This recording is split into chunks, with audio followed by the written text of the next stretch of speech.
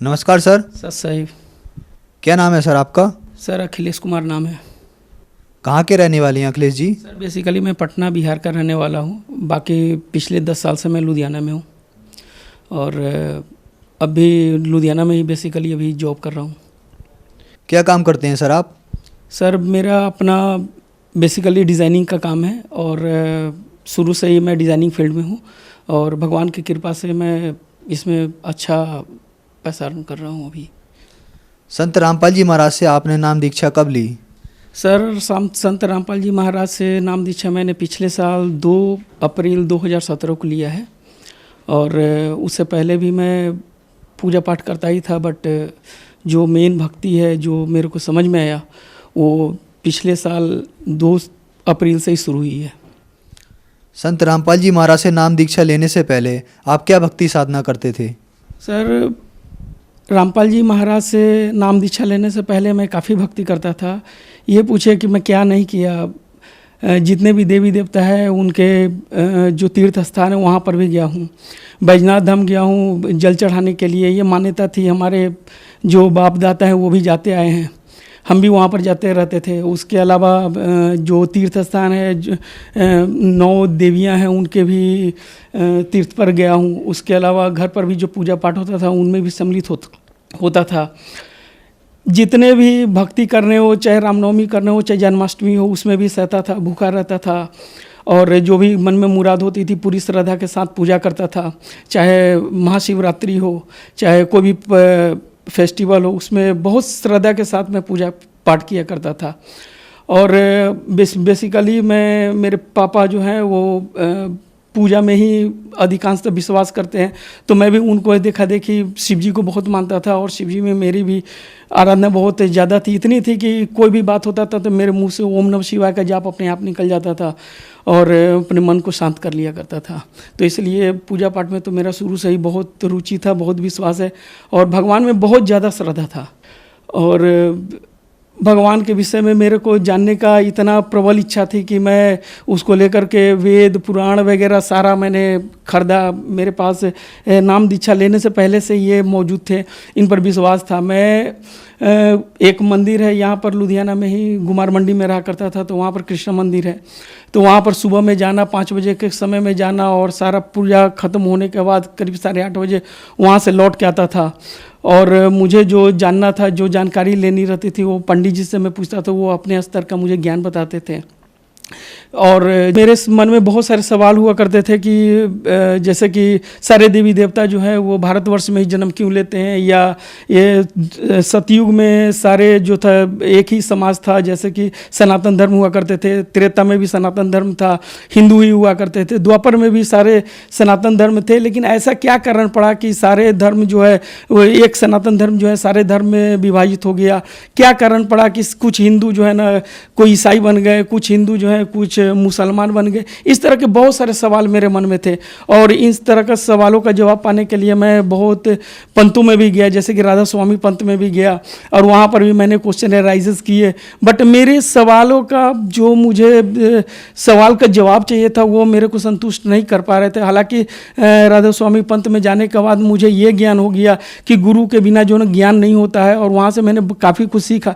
लेकिन मेरे जो मन को संतुष्टि चाहिए थी वो संतुष्टि वहाँ पर नहीं मिल पाई। मैं उनको छोड़ के फिर मुझे जो है ना किसी मेरे कुलीग ने बताया, मेरे दोस्तों ने बताया कि एक पंथ है ब्रह्म कुमारी, वहाँ पर से जो है ना वो बहुत सारा साधना जो है नया साधना सीखने को मिलता है, नया चीज़ सीखने को मिलता है और जो पूर्ण परमात्मा उनके विषय में जानकारी मिलती है। तो मैं वहाँ पर ब्रह्म कुमारी में भी गया, करीबन 8-10 दिन मैंने वहाँ पर भी लगाया। वहाँ पर एक कोर्स होता है जिसमें जो है ना वो पूरी सृष्टि रचना वगैरह के बारे में बताते हैं। बट वहाँ जाने के बाद भी करीबन 3-4 दिन के बाद मुझे जब त्रेता युग और द्वापर युग के बारे में बताने लगे कि राम जी जो थे उनका जन्म नहीं हुआ, रावण एक कहावटी है, एक बनावटी किस्सा है, तो मुझे यकीन नहीं हुआ। मैंने उनसे जो हमें ज्ञान दे रही थी उनसे मैंने चर्चा खत्म होने के बाद उनसे मैंने ये सवाल भी किया कि अगर राम जी नहीं हुए थे, त्रेता युग का कहानी अगर झूठी है, रावण अगर नहीं था, तो बताइए कि ये जो सागर में अभी भी कुछ पत्थर है जो उसके अवशेष जो है ना बहुत सारे मंदिरों में मिलते हैं, वो तैर रहे हैं, वो कैसे तैर रहे हैं, उस पर राम कहाँ से लिखा हुआ है? जरूर इसमें कोई रहस्य है। मैंने उनको लैपटॉप में जो है ना वो अपने डाउनलोड किया हुआ फोल्डर था उसको भी मैंने दिखाया, सारा दिखाया। तो उनका जवाब नहीं मिलने के बाद वहाँ से भी मैं निराश होकर अपने घर आ गया। फिर उसी तरह से अपना साधना चलता था। मेरे एक दोस्त हैं जो बहादुरपुर रोड पर एक फैक्ट्री है, वहीं पर उन्होंने बोला कि आपका सवालों का जवाब शायद कुमार स्वामी जी के यहाँ मिलेगा। उस समय, जिस समय की बात है, उस समय कुमार स्वामी जी का प्रोग्राम जो है दिल्ली में चल रहा था।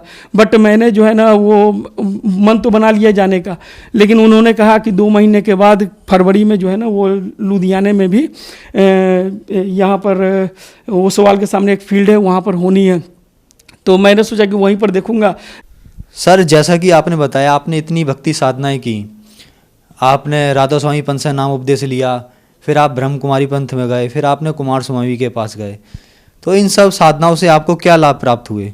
सर, इन सब से मुझे लाभ तो कोई प्राप्त नहीं हुआ, क्योंकि मैं लाभ प्राप्त करने के व्यू से नहीं गया था। जो मेरे को कष्ट थे, शारीरिक कष्ट थे या धन से कमी थी या जो भी थी, उस चीज़ का तो भरपाई बाद में होता है। पहले तो मेरे मन को शांति चाहिए था, जो कि वहाँ पर जाके मिला नहीं।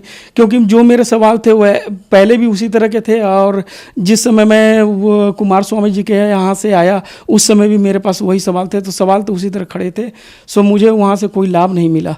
ना ही मेरे को पहले के पूजा पाठ से भी कोई लाभ नहीं मिला, क्योंकि मैं इंजीनियरिंग का स्टूडेंट था। लेकिन इंजीनियरिंग कॉलेज में मेरे होने के बावजूद भी मेरे घर के बजट ऐसे थे कि मैंने एडमिशन नहीं ले पाया। मैं बीमार था, काफ़ी बीमारियां थी, वो भी मेरा ठीक नहीं हो रहा था। 20 साल से एक एलर्जी की बीमारी थी। अगर मैं रात में अगर एक सिट्रीजिन का गोली ना खाऊं तो दूसरे दिन ठीक भी नहीं हो सकता। इस तरह के बहुत सारे प्रॉब्लम्स थी। मैं प्रॉब्लम्स गिनाने लगूँ तो बहुत समय लग सकता है सर। सो मेरे को कहीं फ़ायदा नहीं हुआ। फिर सर, आप संत रामपाल जी महाराज की शरण में कैसे आए? सर, जब कुमार स्वामी जी के यहाँ मैं गया था, वहाँ से आने के बाद मुझे अपने फैक्ट्री में एक, जहाँ पर मैं काम करता था, वहाँ पर मेरे ही एक भाई थे जो वहाँ पर काम करते थे। उनका नाम सनी दास था। उन्होंने मुझे बताया कि एक गुरु हैं, एक ऐसे पुरुष हैं जिनका ज्ञान सुनने के बाद आपको सारे सवाल का जवाब मिल जाएगा।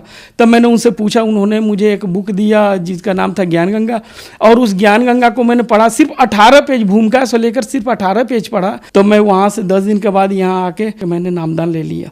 सर, संत रामपाल जी महाराज की शरण में आने के बाद क्या आपको उन सवालों के जवाब मिले जो आप ढूंढ रहे थे?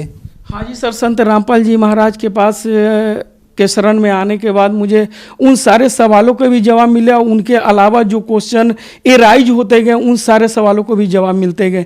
क्योंकि उनका जो ज्ञान था वो विस्तृत रूप में और एकदम सुई की नोक से भी छोटी छोटी जो बारीक जो क्वेश्चंस होती हैं उन सारे क्वेश्चंस को क्लियर करती हुई मेरे मतलब कि अंतर आत्मा के जितनी भी क्वेश्चंस थी, जितनी भी सवाल थी, उसको जो है एक एक करके मैंने क्लियर किया।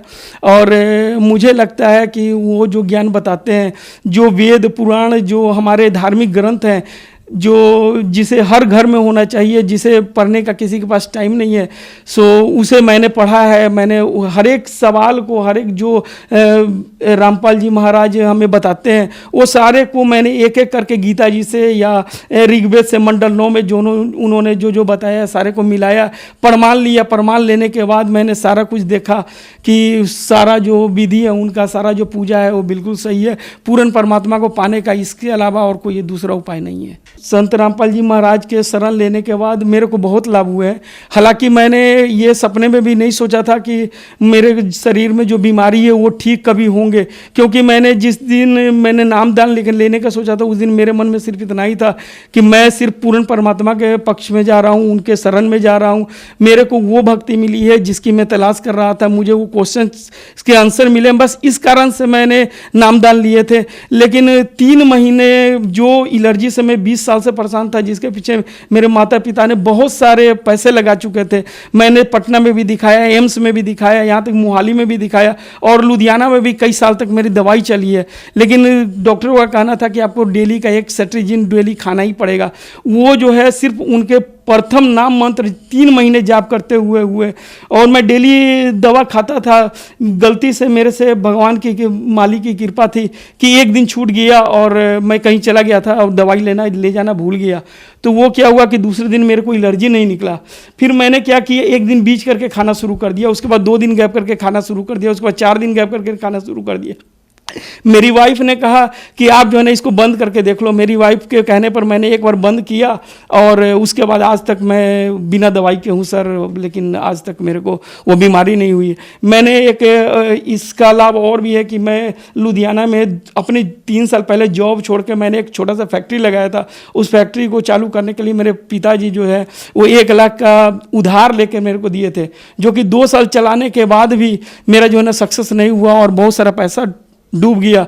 मुझे तो यही पता लगा कि जितनी साधना मैंने पहले की थी उसका मेरे को भरपाई ही करना पड़ा, कोई फ़ायदा नहीं हुआ। लेकिन रामपाल जी महाराज के शरण में आने के बाद जो मेरा 30,000 का जॉब था वो आज के डेट में करीबन 1 लाख से ऊपर हो गया है। उसके अलावा मेरे जितने भी कर्ज थे वो सिर्फ 1 साल के अंदर में सारे ख़त्म हो गए। मेरी शारीरिक सुख के बारे में बता दिए कि मेरा रोग मुक्त हूँ। मेरे घर में मेरी वाइफ है वो भी नामदान ले चुकी है और मेरा 6 साल का बच्चा है वो भी नामदान ले चुका है।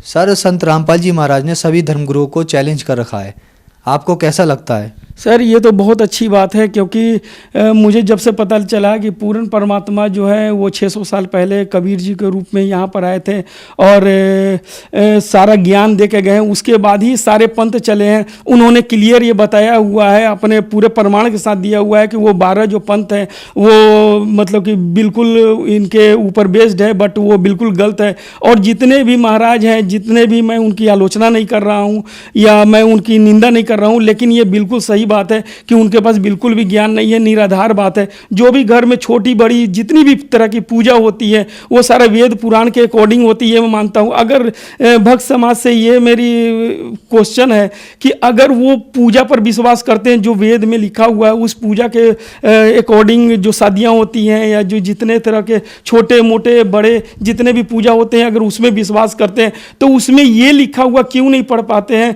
कि जो पूर्ण परमात्मा है वो कबीर साहब है, उनके बारे में पूर्ण परमात्मा के बारे में जिक्र हर एक जगह किया हुआ है, चाहे वो बाइबल हो, चाहे वो गुरु नानक देव जी का वाणी हो, चाहे वो अपने वेद हो, चाहे वो पुराण हो, चाहे हमारे गीता जी हो। गीता जी के तो हर एक अध्याय में उनका वर्णन किया हुआ है।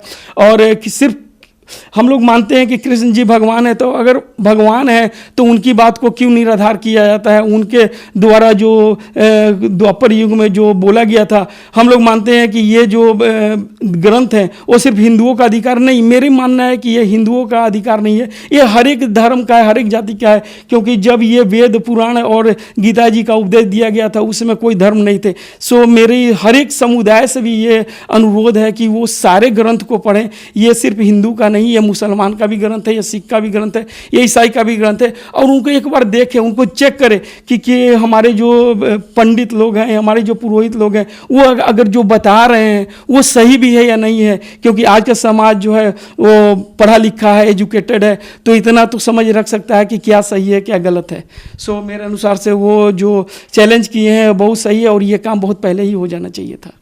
सर, जो श्रद्धालु आपको देख रहे हैं उनको आप क्या संदेश देना चाहते हैं? सर, जो श्रद्धालु देख रहे हैं, मैं तो ऐसे बहुत छोटा आदमी हूँ कि मैं इस लायक नहीं हूँ कि मैं उनको कोई संदेश दे सकूँ, लेकिन उन लोगों से मेरी ये विनती है कि वो समाज में बहकाए हुए जितने भी पंथ हैं उनके विषय में, उनके बारे में जानकारी लें कि वो सत्य क्या है असत्य क्या है। क्योंकि हमारे जो धार्मिक ग्रंथ है, अगर हिंदू को जानना है तो हिंदू को नहीं देखिए, उनके धार्मिक ग्रंथ को देखिए। अगर ईसाई को जानना है तो उनके धार्मिक ग्रंथ को देखिए। जो हमारे ग्रंथ हैं वो बिल्कुल पुराने हैं, सनातन धर्म के हैं, जब आदिकाल थी उस समय से आए हुए हैं। तो हमारे धर्म बताते हैं कि वेद हमारे भेद हैं, ये सारे लोग जानते हैं। मनुष्य जीवन एक बहुत दुर्लभ जीवन है, ये पता नहीं अगले जीवन में आएगा कि नहीं आएगा, हम अगले योनि में किस योनि में जाएंगे, किस योनि से आए ये पता नहीं है। सो अपने मनुष्य जीवन को मेरे विचार से आप लोग को जो है ना किसी को वेस्ट नहीं करना चाहिए।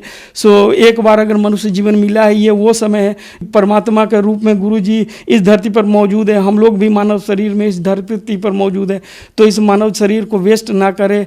सो मेरे यही विनती है मानव समाज से, और अपने परख से गुरु करें, क्योंकि बिना गुरु के ज्ञान नहीं है। सर, संत रामपाल जी महाराज से नाम दीक्षा कैसे ली जा सकती है? सर, संत रामपाल जी महाराज से नाम दीक्षा लेने का बहुत आसान तरीका है। इनका जो है ना प्रोग्राम हर एक दिन संध्या टीवी पर 7:30 बजे से आता है, ईश्वर टीवी पर आता है और बहुत सारे चैनल जिस पर आते हैं। उसके नीचे में जो पंच लाइन होती है, जो येलो कलर की लाइन होती है, उस पर भी लिखी होती है जो भी नंबर है, जहाँ से भी इंडिया के कोई स्थान पर हो या इंडिया के बाहर भी हैं, जो जिनके यहाँ केवल आजकल तो नेट का सिस्टम है, तो सारे जगह ये मौजूद है। वहाँ से अगर वो किसी नंबर पर भी डायल करते हैं तो वहाँ से उनको जो है ना, उनके बगल में जो भी नामदान केंद्र है, वहाँ से उनको जो है ना वो सब कुछ जो है ना साधन उपलब्ध कराया जाता है और नामदान दे दिया जाता है। इसमें कोई प्रॉब्लम वाली बात नहीं है। धन्यवाद सर। धन्यवाद।